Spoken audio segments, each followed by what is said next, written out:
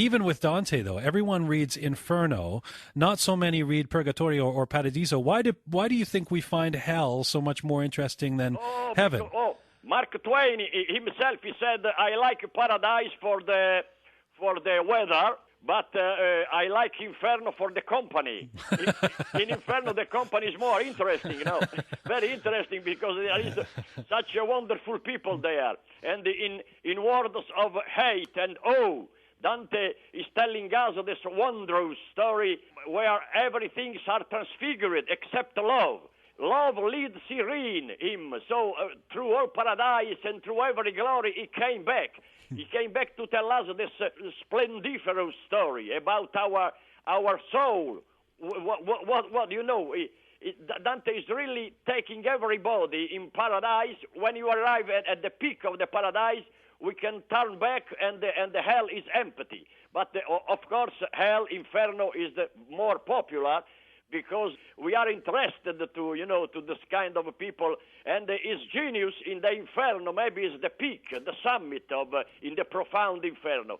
So that's why Inferno was the most popular. But what about you? I mean, you mentioned people, and you talk about Mark Twain. Do you think hell is more intriguing than heaven?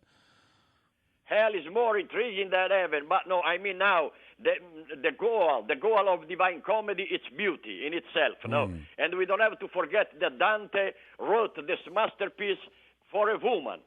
For a woman he was in love, a girl called Beatrice, no? So for the eyes of because he saw in the eyes of that woman, he saw written, you are eternal. So it's a poem written for a woman. And we talk a lot about women, about passions, about love, yes, about justice, Beatrice is the most exalted lady loved by a man. It's unsurpassable, unreachable. He invented everything. He invented, how to edit, how to tell a story first time, how to use the word I, me. Nobody before Dante used the word I, myself, me, in a poem. So, and the contemporary, he put all his friends there. No, it's something that irrepeatable, unreachable. Roberto, I don't want to rush to judgment, but I'm getting the impression that you like Dante.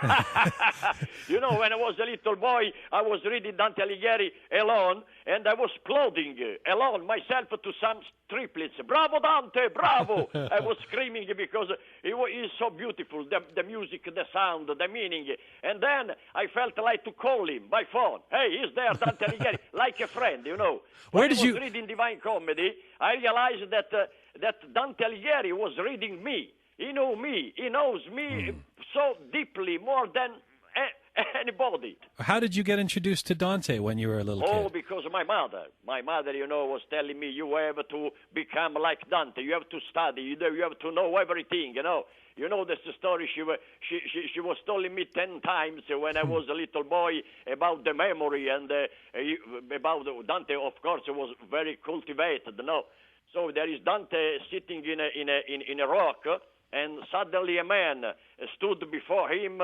asking him, what is the best thing to eat? And Dante replied, an egg. Then 1 year later, yes, and the same man stood again before Dante, asking him, with what? And Dante replied, with salt. So that's the story my mother told me a million times to tell you. You know how important is the memory. You have to memorize everything like Dante. That's the story about Dante sitting in a rock. English is you're very modest about how you speak English. You make fun of the way you speak English, but you speak it quite well. But when you first did that film in 1986 with Jim Jarmusch, Down by Law, there's a story, and I've always wanted to ask you this question because I love that film so much. There's a story that you didn't know how to speak English, right, and that Jim Jarmusch basically said, okay, you just do whatever you can in this film and improvise the lines with whatever English you know. Is that true, or were you following a script? No, is that true? This is the truth, absolutely. No, well, also, I can say worse than this, because I couldn't improvise because I didn't know, I swear. I really swear I didn't know no one single word in English. It was my first time. Me and Jim Jarmusch, we met in Italy at the film festival in northern Italy. And he didn't talk one word in Italian and me in English, so we talk a little in a broken French. But, you know, when you love each other, you understand everything. There is a feeling that you understand. So Jim told me in French, vous voulez faire un film avec moi? Je lui dis, oui, oui. First time in the United States, I was in Louisiana, in New Orleans, yes. with the crocodiles, the swamp, Cajun food, with blues singer. This time I'm walking to New Orleans. You remember Fats Domino? Sure, yes. Oh, my God. So I was with my little block note,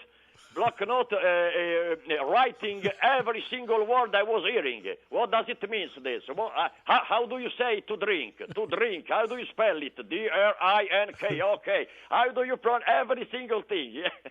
And you met Tom Waits and John Lurie. Waits. I saw Tom Waits now 2 days ago in San Francisco. Because, you know, the wonderful thing is that we are still very close friends. And you made 3 films with Jim Jarmusch. Will you do anything more with Jim Jarmusch? I would like. Maybe we are thinking something together. I hope, because always when we see each other, when we meet, we think about something that we can do again together. And I hope will happen. Because, Roberto, as you do these stage plays, now you've brought Tutto Dante to North America, and you've been doing it for 3 years, as we say in Europe. Yeah. This means you're not making films. How? Yeah, of course, because this show takes me so much time. You know, I don't have time to think. I have an idea to write a comedy, not divine, but a comedy, yeah. Next summer, next fall, I think I started to write a new movie. When you won that Oscar for Life is Beautiful, here's the continuum. I mean, it's no surprise that you're so dedicated to Dante, because you actually quoted from Dante when you dedicated your Oscar to your wife during that acceptance speech. Right. And you translated it as love is divinity, and sometimes if you have faith, like all divinities, it can appear. When was the last time you felt blessed in that kind of way? Oh, yes, no, there was a particular moment, and what I did was just to demonstrate, gratitude for what they did for me. The poet says, exuberance, it's beauty. So I am kind of a man that I like to show what I feel. And when I won the Oscar, I felt like to fly. That's why I jump on chairs, on the chair, because I wasn't expecting such a wonderful gift, but luckily this is not my most important moment in my life. Luckily there are some others in my private life, of course, that I cannot tell you that are beautiful like this. Yeah. Can you give us an idea in your private life? Yeah, you can understand by yourself. Gian, I have to leave you because I have another interview. Absolutely, but I have. Gian, I really thank you very, very much for your conversation with me, and I say hello to all the listeners at your radio. Roberto, we look forward to having you in Canada. Oh, thank you. I can't wait to be in Canada. It's my first time in Canada, too. Yes. So I hug you, all the Canadian people, all the Italians, and you personally. Thank you very much, sir. Thank you, Gian. Bye-bye. Bye-bye. There he is. Well, I had more questions for him, but he did give us quite a ride there. That's legendary Italian comedian Roberto Benigni. We reached him by phone in New York City at his hotel room. He's coming to Canada for the first time. He'll perform Tutto Dante at the Saint Denis Theatre in Montreal June 3rd and 4th. That's next week. And at Casino Rama in Ontario, not far from Toronto here, on June 7th.